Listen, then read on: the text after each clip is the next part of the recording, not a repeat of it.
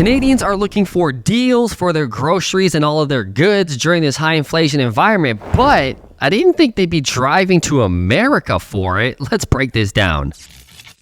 Okay, so you know how people in Southern Ontario will drive across the border to Buffalo on Black Friday to really take advantage of the true capitalistic American deals that we don't get here in Canada. Yeah, we've been doing that for a long time. I remember my parents doing that back in like fucking 2004. But people are now doing this on the daily for their groceries, not just their 72-inch Samsung TV anymore. Yeah, daily for the carrots, the bananas, the eggs, and the milk. People are leaving places like Windsor, Kitchener-Waterloo, London, St. Catharines, etc., crossing the border to go buy bananas because they're way cheaper. And I can attest to this because we spend about 4 to 5 months a year over the winter. We go down to our house that we own in Naples, Florida, and I can tell you honestly that their produce is way cheaper than it is in Canada, even factoring the conversion rate. What? So that's crazy, dude. Whether you're buying eggs, fish, especially meat, or just your produce, bananas, celery, it is oftentimes way cheaper in America. There's such a better selection for organic produce, like shopping at our favorite Trader Joe's. Perfect.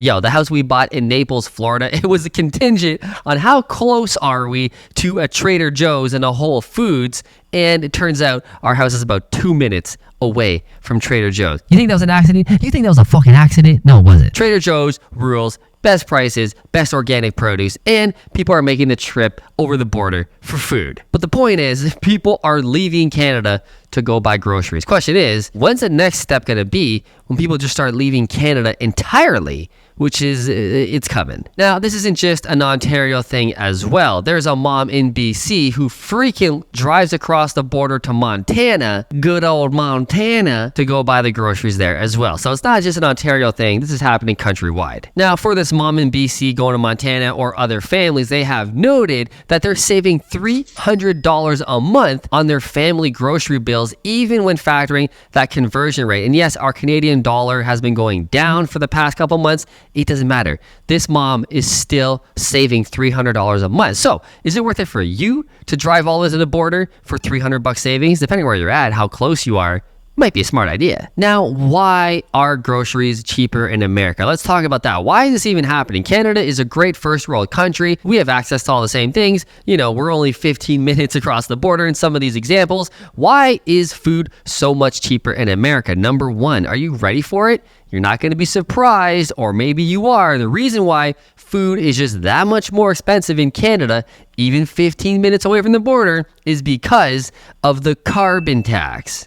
Does the government plan to tax the tax? Will the HST apply on the carbon tax, yes or no? This is the number one reason why our food inflation is so much more than America, because America doesn't have a carbon tax. See, what you don't realize is that it sounds so good in the press conferences that we're going to fight climate change and we're going to penalize those who are polluting with a carbon tax. Well, guess what? That carbon tax just gets shoved down the line to you. See, the oil manufacturers first get the brunt of the carbon tax, which is where this tax was really invented, was for the oil industry to clean up their act, produce cleaner oil as best as they could by getting a carbon tax. But here's the thing, they just push it down onto you when you go buy your gasoline or diesel, especially if you're a trucker. So when truckers go to fill up their big trucks that transport all the potatoes and the lettuce and the celery across the country or up from Ohio, Kentucky, etc., to bring to us, gas is more expensive for the trucker, the trucking company,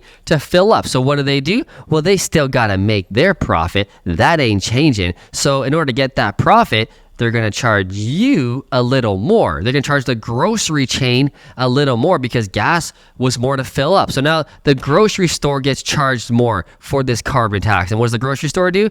Well, geez, we still need our profit margin. So we're just going to increase the cost of celery that much more. Passing gas prices, essentially what it is, onto you. Now, just remember this, if the carbon tax wasn't a thing in Canada, in Ontario, I can speak to this, that gas would be 60 to 70 cents per liter cheaper if the carbon tax wasn't a thing. So, right now at the time of filming this video, gas is coming down.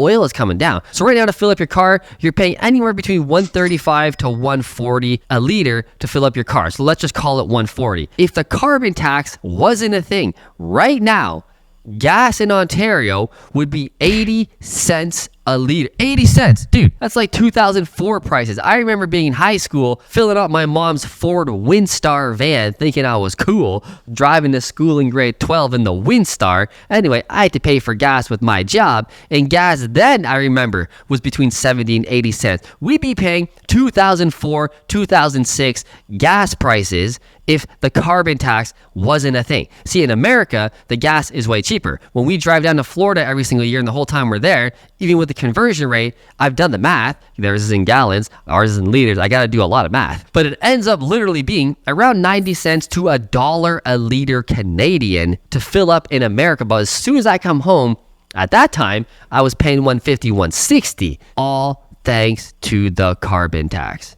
So in these examples, people are paying, I guess, $300 a month more on average, and that's all the carbon tax. Now, Justin Trudeau's come out and said, well, we're going to give you a tax rebate, carbon tax rebate. Every family gets, I think it's $250 a year. Dude, they're paying $300 a month more on just groceries. We're not talking about clothes. We're not talking about supplies and other products. That's been increased because of the carbon tax as well. Because let's be real, the truckers driving up from Ohio, Connecticut, etc., Kentucky, they're not only bringing food over, they're bringing our school supplies, our clothes, and that has a carbon tax on it via higher gas prices. And those costs, those extra charges from the retailers must get passed on to you. So the carbon tax is probably adding anywhere from $500 to $600 a month on average per family more for your entire life and everything that you're buying.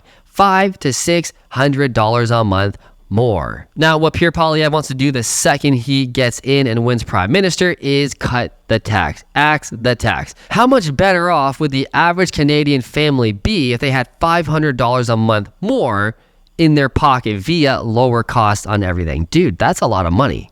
Now, if you want to take it a step further, not only should you maybe do your grocery shopping across the border and save some money, but you should take your money across the border and start buying assets in a country that has their shit together and is more capitalistic, which is what I'm doing and what I fully specialize in. So I've purchased over 150 properties all here in Canada. 50 of the 150 were long-term single-family rental properties. I sold them all. No more. I profited, took all the money, and don't want to buy anymore because of the crazy landlord-tenant board rules, the high taxes, the crazy high price of housing. It doesn't make sense to be a real estate investor, a long-term investor anymore in Canada. So now I'm taking all my partners. We're all going down and buying properties in the U.S. in red states like Florida, Texas, Georgia, and Tennessee, where capitalism is alive and well. So as families are educating themselves and going down to the U.S. and buying their groceries, what my channel is really all about and my whole message now is don't only do that,